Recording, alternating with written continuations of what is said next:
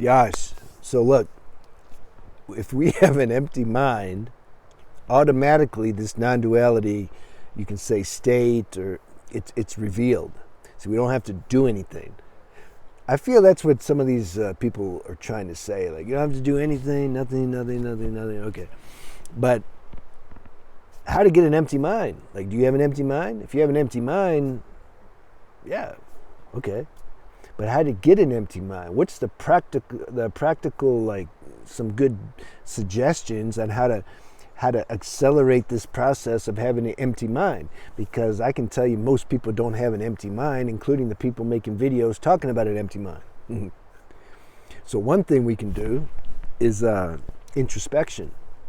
I got to comb through my life. I got to see, like, what am I doing that's causing restlessness in my mind? What's producing a busy mind, an irritable mind? Like, what's going on here? And start to look. Just start from the time you wake up. Like, what are my habits? What are my addictions? What's seemingly holding the consciousness hostage? You know, certain desires. That's a big can be a big obstacle. You know, like I had to, when I was in Hollywood, like 20 years. I don't know, 20 years ago, I was trying to be an actor, and I was just, that's all I thought about. Like, I just like, how can I, and the irony is I didn't really want to be an actor. I just wanted this, you know, because I didn't feel good about myself because I had some other bad habits. And I was stuck in other addictions and stuff, and acting I thought could buffer that inner compromise that I was feeling because my life wasn't purified. I wasn't living from an inner alignment, and so I was trying to use these other things to save me from that, to give me a hit of dopamine, you know, which just took me deeper into unconsciousness. There's all these layers, you know. So I was super addicted and just focused on superficiality. And getting people to give me attention and praise and all that. So my mind's on that. It's not empty. And then I was focused on, like, trying to get hits of validation and attention from women, you know, in LA, Hollywood, because there's so many. They're all actresses and models and all that stuff. But it's super pretentious. Like, now I'm looking back, I'm like, God, I'm not interested at all on that level, but these are the stages we got to go through, you know. And because I figured, like, if I could get them to smile at me or something, then that tells me I'm okay, you know. But usually there's an agenda behind that. They're working me on some level. It's not an organic smile. It's not like depth is smiling at depth. That's a spiritual smile. That's cool.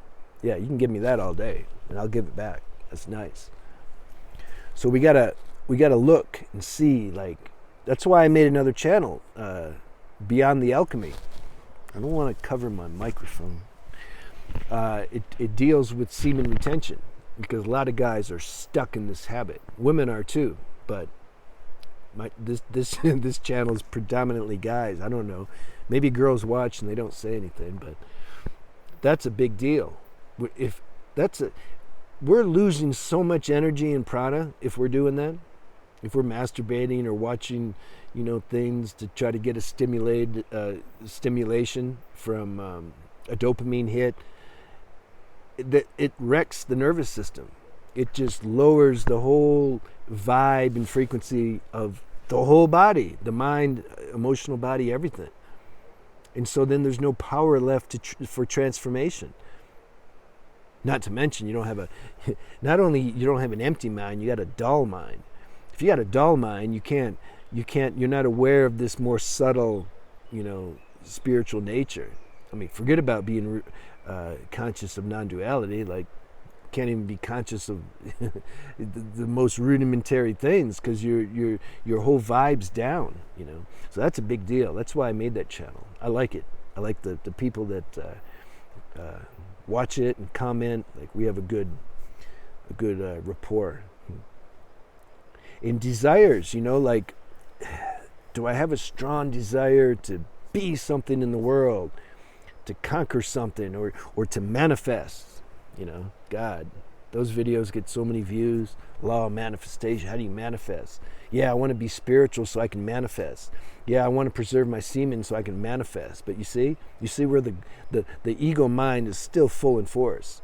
It's like, yeah, the ego mind is totally with us on the spiritual journey as well. It's like, yeah, you need to be more spiritual, then you can manifest. Then you can get all the stuff. It's like, but I thought the whole point, of self-realization is to, what's the point?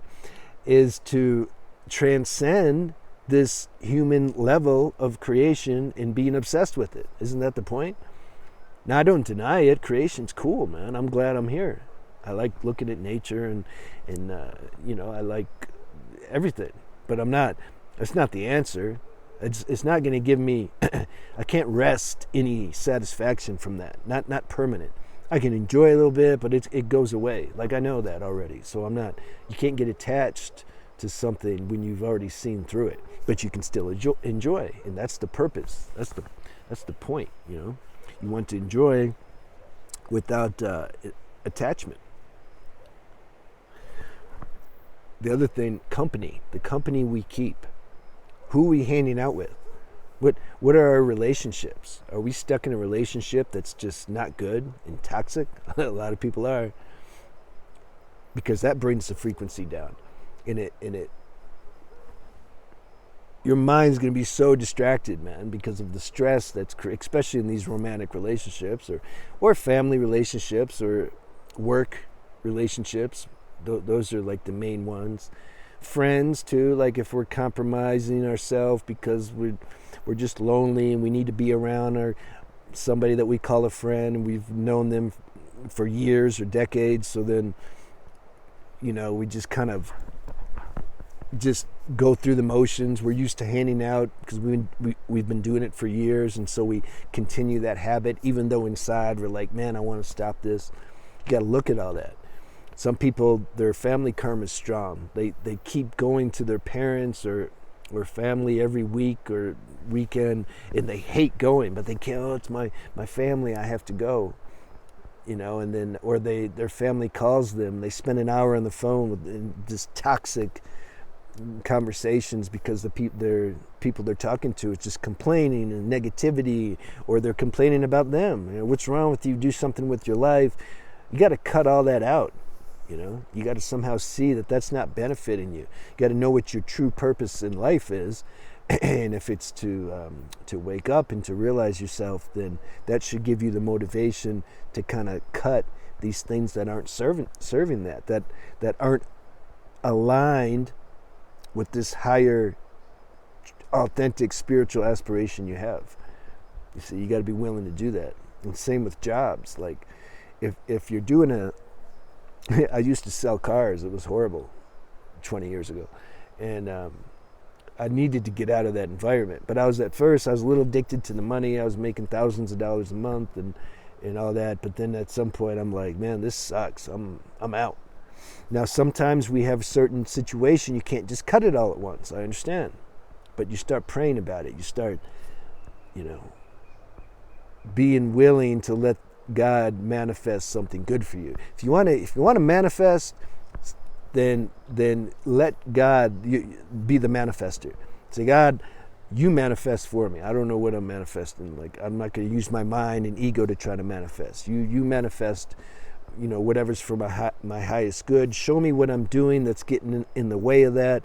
Reveal that to me. Awaken my intuition, and let me not waste any more time or years on this planet, because we don't know how long we're going to be here. You don't want to waste your time. Use your time wisely, and you're going to really appreciate that when you do leave this body. You're going to be like, yeah, I didn't waste my time. And if you did waste your time, you're going to be like, damn, I wasted my time. So you want to know that now. You want to die before you die. That's getting more popular slogan that some of these spiritual teachers say, and I like it totally. But is it just something you're saying? Or do you really want to die? Die means die to the ego and the mind and all its desires and how it's going to get happiness out in the world. You want to die to all that. And when you die to all that, then this true, you can say uncaused joy in perception, subtle perception, God perception of life starts to activate. That's the non-dual state, because it's out of duality. You're seeing duality from a non-dual eyes, and then you can be free. Even if you get caught up sometimes, it's okay. Like, okay, whatever, I'm caught up, but then you come out of it. You can't be totally like just protected from everything, because we're in this human body. That's the tax for being a human. We're gonna, we have an emotional body. We're gonna get sometimes, agitated or attached. It's all good. Don't pretend or think that that's not ever gonna happen. There's space for that to happen, though. It's fine if it happens. It's not a big deal. Also, environment. See where I'm at? This is cool. This is different than being in an urban jungle. But if you're in an urban jungle for some higher purpose, God's taking care of you. There's no absolutes, But if you feel, again, introspection, if you feel that you could be in a better situation that's more conducive for this spiritual journey that you're on, that can accelerate things, then you need to honor that. That's your intuition telling you that. And if you're not able to get out of it, like right in this moment, again, you ask God for help. If God put it in your heart and spoke through your intuition that he wants to move you to a more conducive place, you can be sure that he's going to see that through. What did Rumi say? He who brought me here will take me home. But sometimes it's a little bit of time. We got to go through this evolutionary process. So realize that and don't get impatient. And just know and have faith that all's good. Because it is. All right. Talk to you soon.